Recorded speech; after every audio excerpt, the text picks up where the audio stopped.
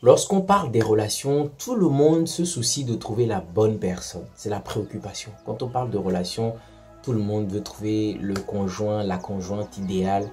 Tout le monde se préoccupe de trouver la bonne personne. Mais très peu de personnes se soucient vraiment de savoir ou de se poser la question si moi je suis la bonne personne. Est-ce que vous avez remarqué? Peut-être vous-même, vous ne vous posez pas la question. Vous ne vous dites pas, est-ce que je ferai le mari idéal? Est-ce que je ferai une épouse idéale? Non, vous êtes concentré sur l'autre. Ok, voilà pourquoi dans cette vidéo, je vais te donner certaines pistes. Ok, je vais donner certains éléments pour que tu puisses vraiment savoir si tu es quelqu'un qui peut vraiment être en lien. C'est si tu peux être dans une relation, si tu peux vraiment être en plus pour ton partenaire. Et ça te permet aussi en même temps de savoir si les personnes qui viennent à toi, si c'est vraiment des personnes sur qui on peut miser, ok, au travers de comment ces personnes se comportent. Si tu arrives à les lire, ok, à les comparer à ce que je te présente ici, tu peux te faire déjà une idée de ces personnes-là, ok. La première des choses, c'est de savoir si la personne a une conscience profonde d'elle-même. Est-ce que tu es conscient toi-même? Est-ce que tu as une conscience de soi qui est assez poussée? Parce que tout va partir de là en fait. Tout va partir de là. Nous sommes des humains avant tout. Et la conscience qu'on a de nous-mêmes est tout. C'est ce qui va être le soubassement de toutes nos actions, de toutes nos interactions. Comment nous allons nous comporter avec les autres, ce que nous allons faire subir aux autres, ce que nous allons offrir, faire vivre aux autres, tout va partir de là. Donc déjà, si tu es une personne qui n'est pas consciente d'elle-même d'abord, ou bien si vous avez des gens autour de vous, des gens qui vous approchent et que vous observez que ce sont des personnes qui ne sont pas conscientes de leur vie, conscientes de certaines réalités, de la vie de couple et tout ça, quand vous voyez que c'est des personnes qui ne se posent pas des questions existentielles, des questions profondes, il faut vraiment avoir des réserves. Parce que pour moi, c'est la condition sine qua non. Tout va partir de là. Si ce n'est pas une personne qui a une conscience profonde d'elle-même, il faut avoir des doutes. Okay? C'est le premier point. Le deuxième point, c'est de voir si cette personne a un sens profond de la responsabilité. Okay? Un sens profond, réel de la responsabilité. Ce que ça va lui coûter, cet engagement, est-ce que cette personne le sait? Ce qu'elle doit faire, les obligations, est-ce que cette personne a conscience de cela? C'est important. Il faut voir si vous avez le sens de la responsabilité. Est-ce que ça vous parle, le fait d'assumer des charges, okay, d'être au devant, de prendre sur vous?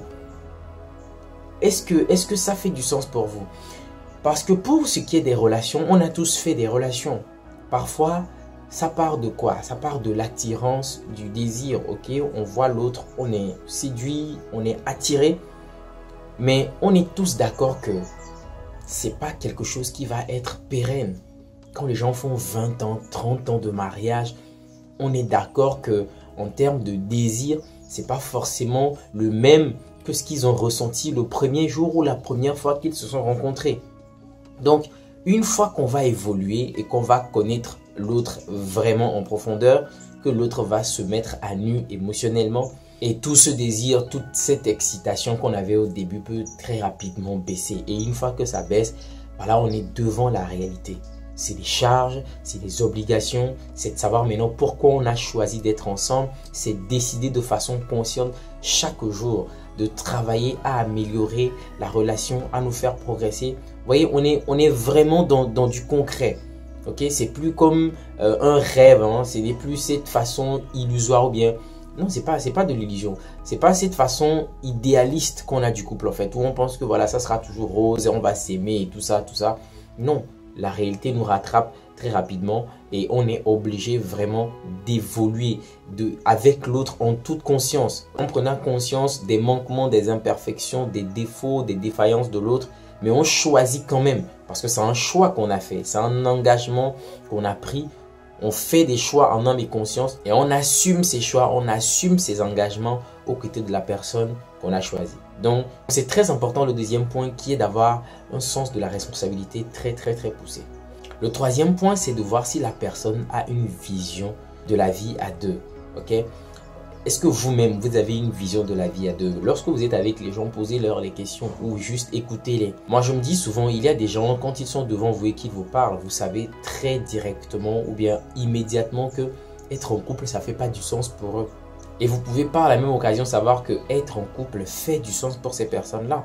Okay? Lorsque vous êtes avec des gens et que ces personnes vous font comprendre que ça ne fait pas du sens pour eux d'avoir un époux, ça ne fait pas du sens pour eux d'avoir une femme à leur côté et tout ça, c'est clair que pour ces personnes-là, elles n'ont pas cette vision-là. Et si vous n'avez pas cette vision, c'est clair que vous n'allez pas faire vraiment un très bon mari, une très bonne épouse. Parce que ça ne fait pas du sens pour vous, comme je l'ai dit. Il y a des gens qui pensent mariage, qui pensent vraiment à construire, à bâtir quelque chose. Et il y a des gens aussi qui ne pensent pas comme ça. Pour eux, bon, c'est la vie. Voilà, trouver quelqu'un qui fait par moment. Et puis ça s'arrête là.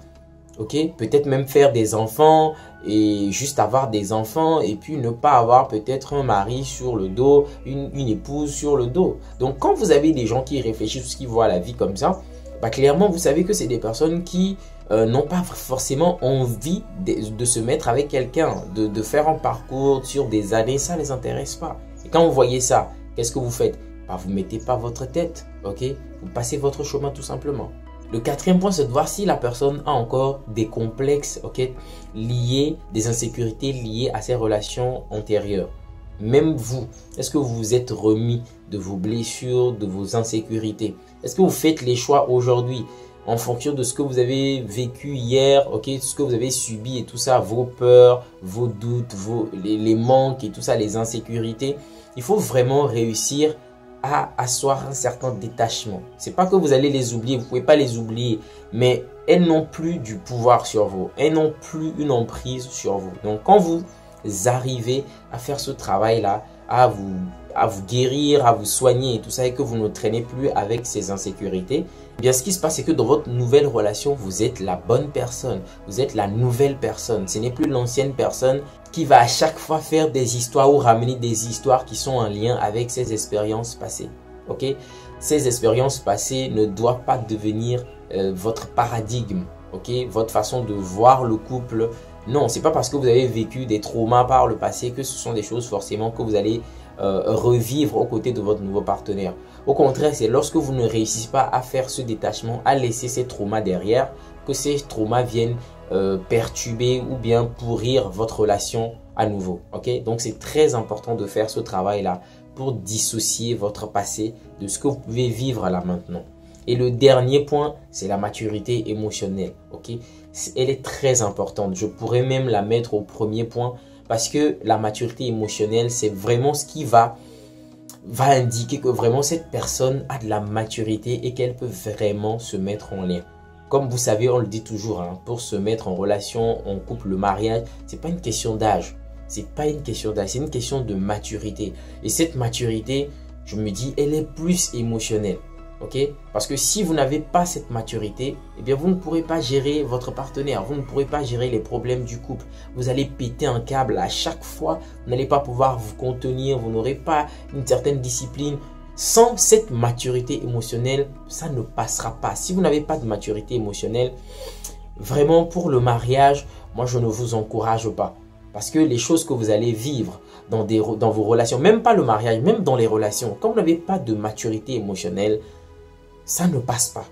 Si vous n'avez pas ce self-control de vos émotions, de comment vos humeurs et tout ça, vous n'arrivez pas à vous canaliser, bah vous ne pourrez pas. Déjà, si vous n'arrivez pas à vous supporter vous-même, est-ce que vous allez pouvoir supporter l'autre? Moi, je ne pense pas. Ok? Donc, au travers de ces 5 points, ok, c'est pas tout bien évidemment, mais au travers de ces 5 points, j'ai quand même mis en exergue des éléments très importants qui sont des indicateurs fiables, ok, efficaces pour savoir si vraiment vous êtes prêt pour vous mettre en lien ou si peut-être la personne qui est en face de vous est une personne qui peut potentiellement faire l'affaire. Ok? Alors j'espère que vous avez appris quelque chose dans la vidéo d'aujourd'hui. Si c'est le cas, laissez-moi un pouce bleu sur la vidéo. Ça fait grandir la chaîne et on se dit à la prochaine dans une nouvelle vidéo.